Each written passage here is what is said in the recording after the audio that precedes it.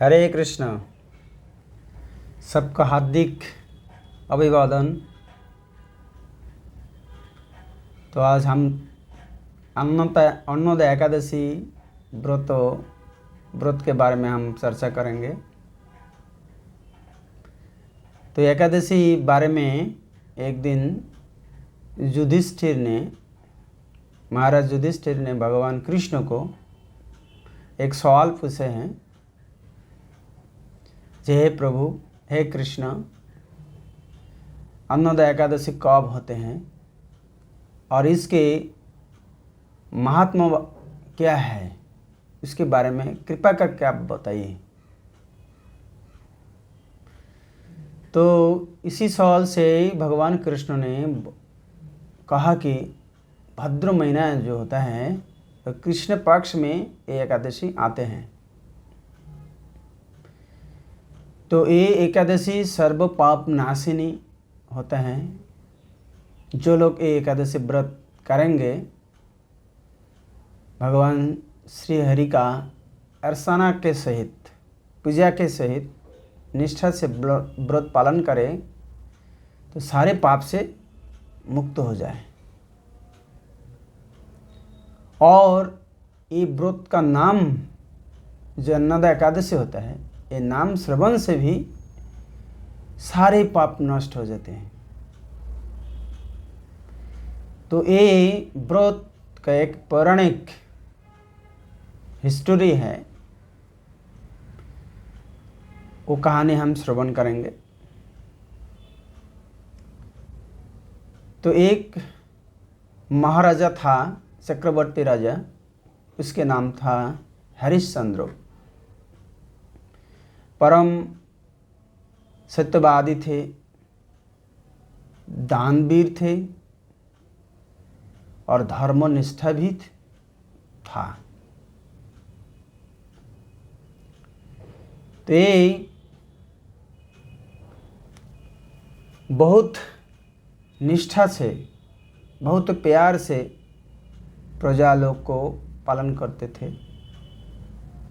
तो एक दिन शिकार करने के लिए वो वन में गए थे। तो वो वन में अस्परा सखी ने सब पेड़ के साथ बांधा था और पुकारता था, कहा है ओ हरिश्चंद्र राजा, हम लोगों का मुक्त करें, हम बंदी हैं। तो उनको मन में बहुत दया आया है।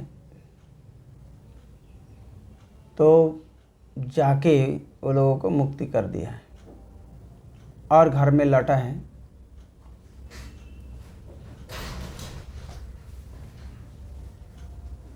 तो इसी समय में विश्वामित्र मुनि ने ध्यान में देखा क्या उनका जो बंदी थे वो लोगों को हरिश्चंद्र राजा ने मुक्त करवाया और उनके घर में चले गए राजा हरिश्चंद्र के पास में और एक दान मांगा। हरिश्चंद्र बहुत आप तो दानी हैं, दयाशील है, तो मेरे को एक दान दीजिए।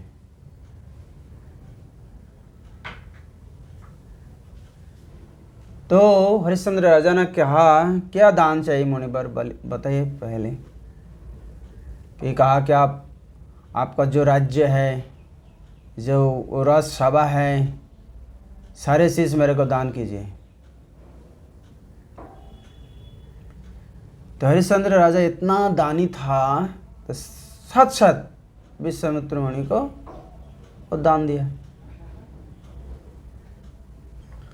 और दक्षिणा देने के लिए वो प्रासाद में जाने लगा।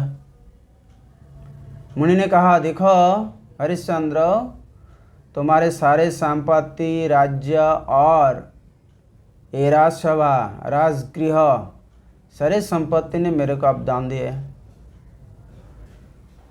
अभी दक्षिणा देने के लिए तुम्हारे पास और कुछ भी बचा नहीं है। एक काम करो, खुद को बिक्री कर दो, तो बिक्री करने से जो पैसा मिलेगा वो मेरे को दक्षिणा देना है।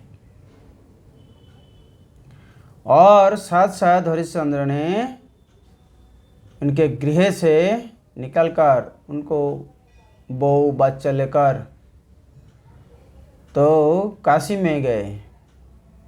काशी धाम में उसके एक ब्राह्मण के पास उनके बीवी को सभ्या और उनके बच्चा रोहिदास उनके नाम थे, वो बिक्री कर दिया।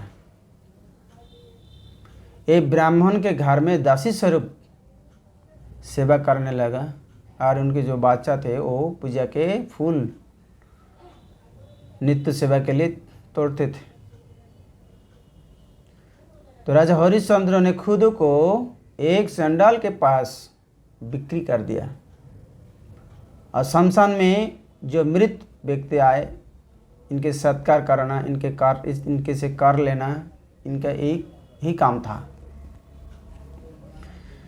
तो बहुत दिन बहुत साल ऐसे बहुत कष्ट करके वो बिताने लगा और चिंता करने लगा, मेरे ये दुख कैसे समाप्त होगा, कैसे मेरा बीवी को हम लौटा सकता है, बच्चों को उनका हाल क्या है, ऐसे बारे में चिंतन करने लगा।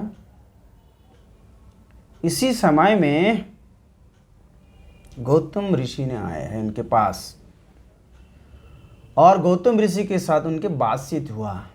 सारे घटनाएं ने उनके पास बताए। तो गौतम ऋषि ने कहा कि हे हरिश्चंद्र, तुम्हारे ये दुख काटने के लिए एक व्रत करना पड़ेगा। यही व्रत है अन्नदा एकादशी। तो एकादशी आने में और 7 दिन बाकी है। तुम लोग आज निष्ठा से ये व्रत करो। और एक दिन क्या हुआ, इसके बीच में इनके बीवी सभ्या ने इनके पुत्र बालक ए मर गया। सुबह ने जब वो फूल तोड़ने के लिए गए तो ये सांप ने इनको काटा है और मर गया रोहिदास ने। तो बच्चा लोगों को सभ्या ने वही घाट पर जहाँ पे वो हरिश्चंद्र राजा थे और जाके बोलने लगा, मेरे बच्चा मर गया है, आप सत्कार कीजिए और मेरे पास कुछ भी नहीं है, कर देने के लिए मेरे पास कोई भी पैसा नहीं है, आप कृपा करें। तो देखिए इनका बच्चा को सांप ने काटा है, मर गया है, कितना दुख है। ये शमशान में सत्कार करने के लिए भी इनके पास पैसा नहीं है, इनके से कपड़ा भी नहीं है, अच्छा खाने भी बहुत मुश्किल आसान से जीवन बिताने लगा ऐसे करके। तो इसी समय में विश्वामित्र मुनि ने उस जगह पे आ गया अकस्मात। और ऐसे घटना ने विश्वामित्र मुनि स्वयं ने देखा। तो एक काम हरिश्चंद्र राजा ने परम निष्ठा से किया है। तो इनके परीक्षा था, क्योंकि राजा ने विश्वामित्र मुनि का जो बंदी थे इनको मुक्त करवाया, इसलिए विश्वामित्र ने इनके परीक्षा लिया। तुम इतना दानी है तो ये हमारे बंदी को मुक्त करवाया। तो उस दिन विश्वामित्र ने उनके वो मृत पुत्र को फिर जीवन दान किया। वो मुनि ऋषि ने बहुत पावरफुल थे और राज्यों के भी लौटा दिया। हरिश्चंद्र तुम घर में लौट जाओ, तुम्हारा राज्य वापस लो और आस्था से तुम्हारा जीवन बिताओ। तो ये व्रत पालन करके राजा का सारे दुख भस्म हो गया और गौतम ऋषि और विश्वामित्र मुनि का कृपा से इनके जीवन का सारे दुख समाप्त हो गया और घर में लौटा। बहुत दिन प्रजा पालन करके सुख से जीवन बिता के फिर मरने के बाद राजा हरिश्चंद्र ने स्वर्ग में लौटा। तो भगवान कृष्ण ने कहा, जो लोग ये व्रत के महात्मा श्रवण करे तो ये लोगों का अश्वमेध यज्ञ का फल मिले और सारे दुख समाप्त हो जाए। इसी वजह से फिर हरि भक्ति लाभ होता है। तो इसलिए हम लोगों को ये भाद्रो महीने का जो एकादशी है ये व्रत पालन करना और सारे दुख समाप्त कर देना चाहिए। इसलिए सब लोगों को एकादशी व्रत करना चाहिए। जिनके 8 साल उम्र हो गया और 80 साल तक सबको एकादशी व्रत करना चाहिए। एकादशी दिन में कभी अन्न दाना कभी नहीं खाना चाहिए क्योंकि अन्न दाना खाने से सारे पाप मिल जाते हैं। बच्चा को मरना, पति को, माता को, भाई को, गाय को, ब्राह्मणों को, ये जीव को मरने से पाप होता है। वो पाप थोड़े से दाना खाने से, 1 करोड़ ब्राह्मण को हत्या करने से ब्रह्म हत्या पाप हो जाते हैं। इसलिए एकादशी में कभी ये नहीं खाना चाहिए। तो एकादशी दिन एकादशी व्रत करना चाहिए। जिनके समर्थ होता है, शक्ति है, तो निर्जला रह सकते हैं, पानी नहीं पी पानी नहीं पीना चाहिए। तो जो लोग ऐसे नहीं कर सकता है तो फल मूल, सब्जी, साबू ये खा सकता है, 1 बार 2 बार खा सकता है। तो ऐसे करके व्रत पालन करना चाहिए सबको। और बाद में पर दिन ये लोगों को व्रत भंग करना चाहिए, व्रत पालन करना चाहिए। तो ये वीडियो का डिस्क्रिप्शन में ये हम दे देंगे क्योंकि व्रत समाप्त करने के लिए अलग अलग जगह में अलग अलग टाइम होता है।